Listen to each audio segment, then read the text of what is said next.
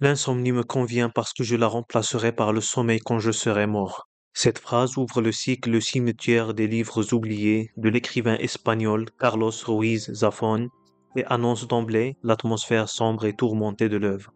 Le cycle débute avec Daniel Sampere, un jeune garçon qui découvre un roman mystérieux, L'ombre du vent, signé Julian Carax. En cherchant à percer le secret de cet auteur disparu, Daniel se trouve entraîné dans une enquête où se mêlent amour tragique, vengeance, censure et drame politique.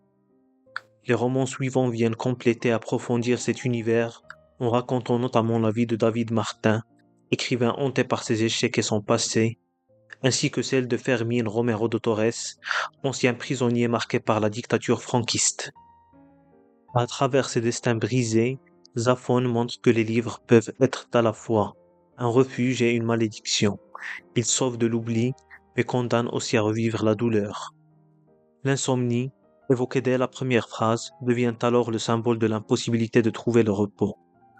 Les personnages ne dorment pas parce qu'ils portent en eux des secrets, des remords et des histoires inachevées. Ainsi, le cycle apparaît comme une vaste méditation sur la mémoire, l'écriture et la survie des âmes par les livres, dans un monde où l'oubli et la mort menacent sans cesse la vérité et l'amour. L'insomnie occupe une place symbolique particulièrement forte dans le jeu de l'ange. Elle devient le signe d'une conscience tourmentée, une porte ouverte vers la folie, mais aussi un moteur de création, puisque l'écriture naît de ces nuits blanches pleines d'angoisse. Chez Zafón, l'insomnie se transforme en métaphore de la mémoire.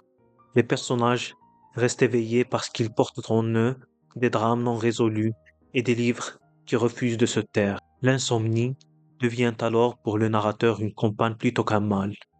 Elle lui convient parce que la nuit est le seul moment où il peut penser librement, sans bruit ni jugement.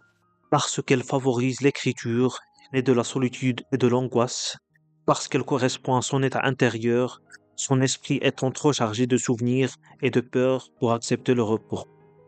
Ainsi, l'insomnie n'est pas seulement un trouble physique, mais une véritable condition morale et psychologique.